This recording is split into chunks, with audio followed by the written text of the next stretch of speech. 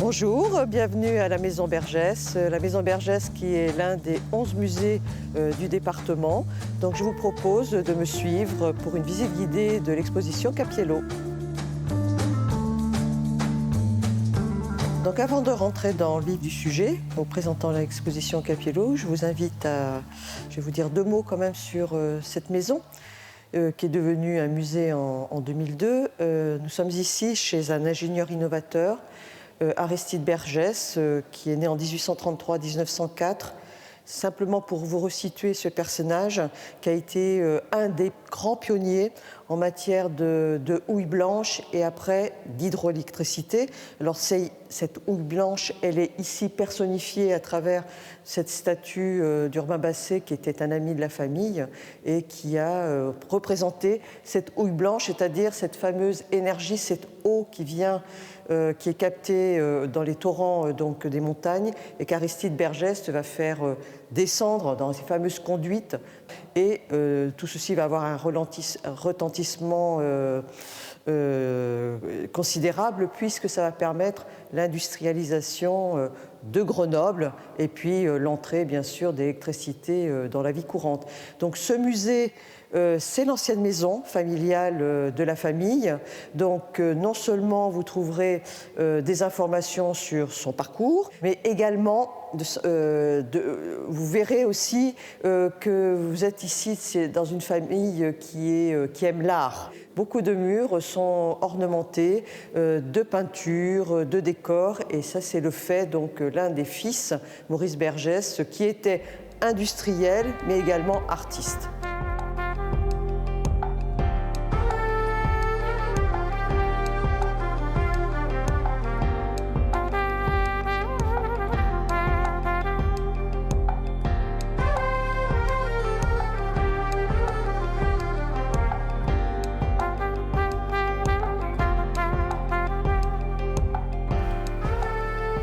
Alors Leonetto Cappiello, comme son nom l'indique, est italien.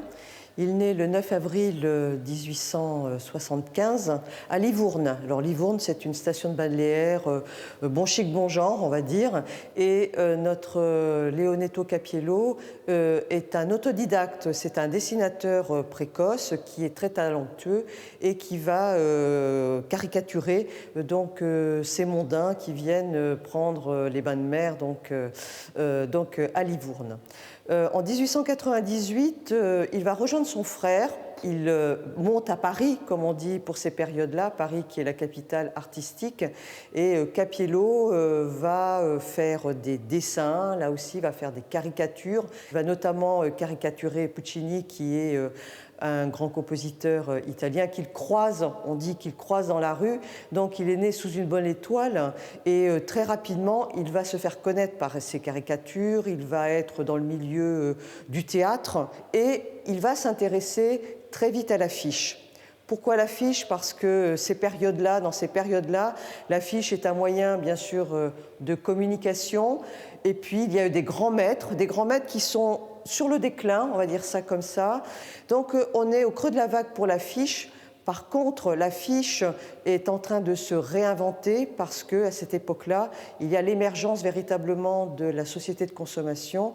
Et Cappiello, qui est quand même quelqu'un de très intelligent, il va reprendre l'affiche et il va la réinventer, c'est-à-dire que l'affiche n'est plus là pour être vue de près, comme elle est faite à l'époque d'un Toulouse-Lautrec, où le passant en fait s'arrête devant l'affiche.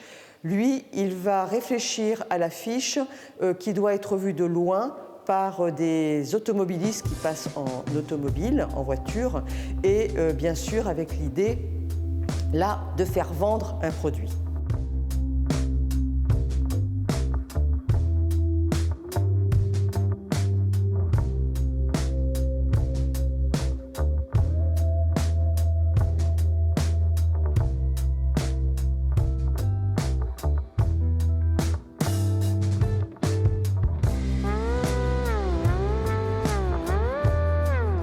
Alors de 1899 jusqu'à 1938, date à laquelle Cappiello va produire des affiches, il y a une production très intense puisqu'il va créer près de 2000 affiches, ce qui est énorme pour cette période.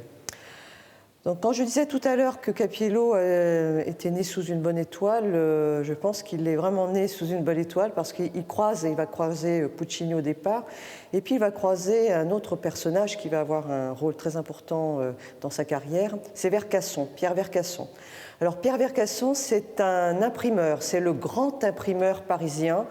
Et au-delà d'être un simple imprimeur, c'est aussi un éditeur, c'est-à-dire que c'est lui qui a un lien avec les clients. Il a donc, on va dire, un gros carnet d'adresses, et il va donc confier donc à Cappiello la réalisation en exclusivité de ces affiches. On est déjà dans un système de production industrielle des affiches, et Cappiello, lui, il va en fait travailler selon un cahier des charges qui est établi par Vercasson. Donc il va mettre au point un système qui est, on va dire, unique, qui va lui permettre en fait d'avoir plusieurs stades de fabrication, on va dire comme ça, et des stades qui vont lui permettre de revenir. La force de Cappiello, c'est d'avoir créé notamment les vignettes. Il va mettre en premier lieu ses idées donc, sur des petits formats. On voit que dès le dessin d'origine, il a déjà mis en place donc ses idées. Une fois qu'il a réalisé cette vignette, il va faire ce qu'on appelle une esquisse. Cette esquisse, vous voyez que par rapport à au premier élément, on est sur des formats beaucoup plus grands. On est aussi sur quelque chose de coloré, c'est-à-dire il va faire passer son dessin initial sous forme, là, du coup, d'une composition colorée, chromatique. Aller proposer ses esquisses, donc la mettre sous le bras et aller chez ses clients, c'est assez contraint. Donc, il va inventer encore un autre système, enfin inventer en tout cas le principe. Il va photographier cette esquisse. Et lorsque donc il apportera devant le client la photographie de son esquisse, et en fonction des remarques du client, il va reprendre ses photos. Donc c'est la troisième étape, c'est ce qu'on appelle des photographies peintes. Vous voyez qu'entre l'esquisse et la photographie peinte, on n'a plus tout à fait la même composition. Tout ça lui permet de pouvoir être beaucoup plus libre dans sa composition. Ici, vous avez 3 étapes préparatoires, et puis la dernière, celle qui va être placardée en fait dans les rues ou chez les commerçants ou les industriels, c'est la lithographie. Alors la lithographie, c'est la fiche finale. La fiche finale qui, elle aussi, va demander un énorme travail, puisque la technique de la lithographie, c'est une technique d'impression couleur par couleur et pierre par pierre, c'est-à-dire qu'on va décomposer le dessin donc à autant de pierres que de couleurs, et on va avoir un énorme travail également au niveau de l'impression.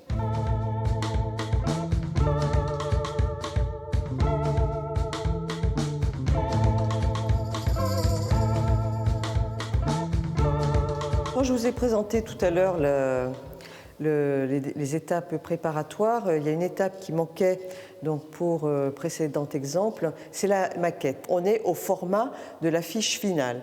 Et ce qui est intéressant chez Cappiello, c'est que jusqu'au bout, il va se donner la possibilité, la capacité donc de modifier ces images. Donc ici, c'est un exemple. Cette affiche, il la réalise pour un fabricant de bière à Turin. Donc, il a fixé, c'est un rajout, cette chope de bière, donc, qui a rajouté sur sa composition donc, initiale. Si cette affiche-là, finalement, ne va pas convenir à un client, il doit se donner la possibilité de la revendre à un autre client. Donc, on est dans une production vraiment industrielle de cette période, hein, où là, on a vraiment l'émergence de la publicité, et le produit doit être au cœur de l'image.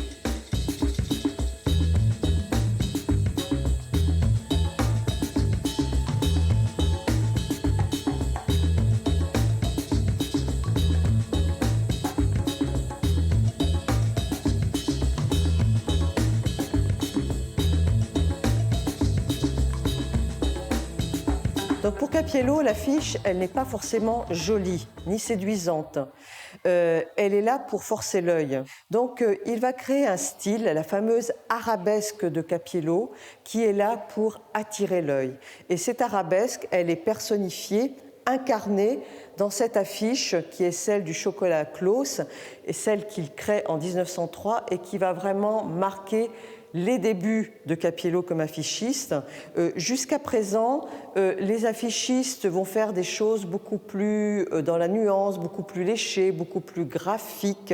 Un Cappiello, lui, il va faire l'économie de lignes. Ça, c'est quand même son point fort, c'est-à-dire qu'en quelques lignes, il va mettre en place donc son dessin et il va attirer le regard sur l'affiche, sur une publicité sur un produit, et en fait, le produit, on le cherche, il n'est pas représenté. Donc ça, c'est un élément très fort chez Cappiello, c'est la grande nouveauté.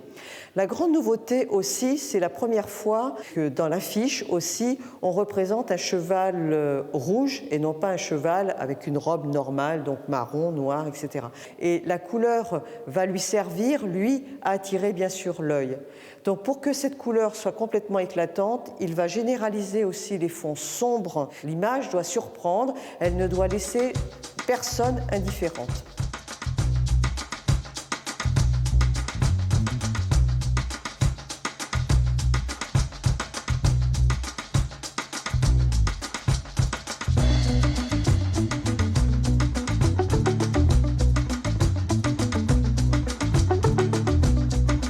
Alors je vais vous montrer quand même cette affiche, une affiche pour le journal Le Petit Dauphinois, le grand quotidien des Alpes français, pour rappeler aussi que l'essentiel des affiches présentées ici proviennent des Alpes, l'arc alpin en général, italien bien sûr parce que Cappiello va produire beaucoup en Italie, mais aussi l'Isère et Grenoble, donc il va aussi produire plusieurs affiches pour l'entreprise Lustucru. Et celle-ci est intéressante par le format. Il faut imaginer des formats comme ceux-là dans la rue, c'est-à-dire que c'était des affiches qui étaient placardées et on n'allait pas quand même à l'économie de moyens, donc ça demandait un vrai investissement pour le client. Et l'économie de moyens de Cappiello, on la retrouve ici, c'est une image efficace, c'est-à-dire que là, on voit cet homme qui est en train, avec sa plume, en train d'écrire l'actualité, d'écrire les nouvelles, donc dans ce journal, et sa vision donc internationale est incarnée par ce globe terrestre. Voilà, donc en très peu d'éléments, Cappiello arrive à montrer et à évoquer une idée directe.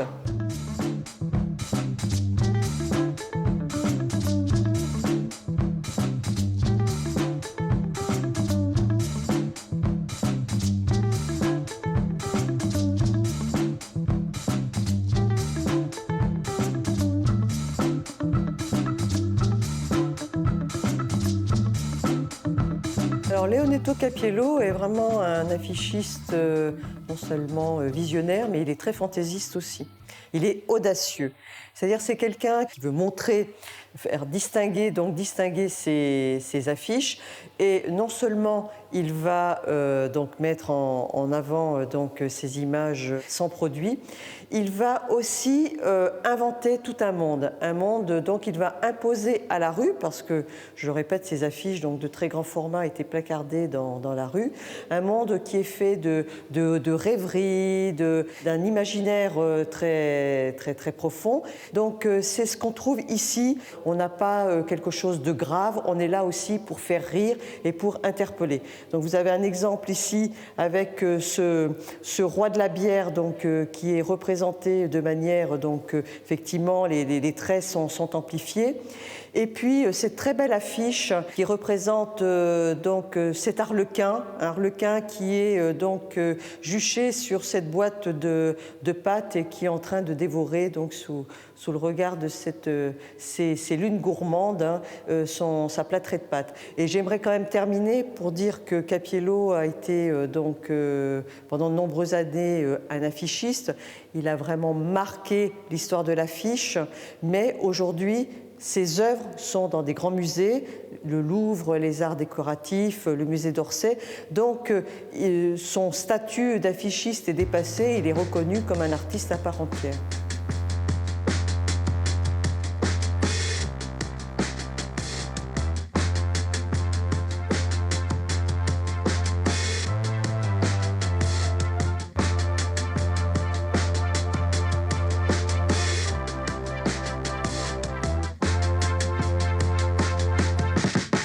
Alors j'avais envie bien sûr de partager avec vous la parution de cet ouvrage. Voilà, un ouvrage qui accompagne l'exposition Cappiello ou l'art publicitaire, donc ça reprend le même titre, mais c'est un ouvrage beaucoup plus complet où on a eu la chance de travailler avec de grands spécialistes de l'histoire de l'affiche, donc Thierry Devinck, qui est spécialiste de l'affiche à la Bibliothèque Fornet à Paris, et puis Pierre Cappiello, qui est le petit-fils donc de l'affichiste et qui a été un élément moteur et au cœur vraiment de toute l'exposition, puisque l'essentiel donc des prêts nous proviennent donc de la famille Cappiello et notamment de Pierre Cappiello. Avant de vous quitter, je voulais vous rappeler que la Maison Bergès, comme tous les musées du département, sont gratuits. Voilà, quel que soit le jour de votre visite, vous pouvez y intégrer le musée gratuitement. Vous dire aussi que toute la programmation, vous pouvez le retrouver sur le site internet ainsi que les réseaux sociaux. Et j'espère vous retrouver tout bientôt pour une prochaine visite. Merci à vous.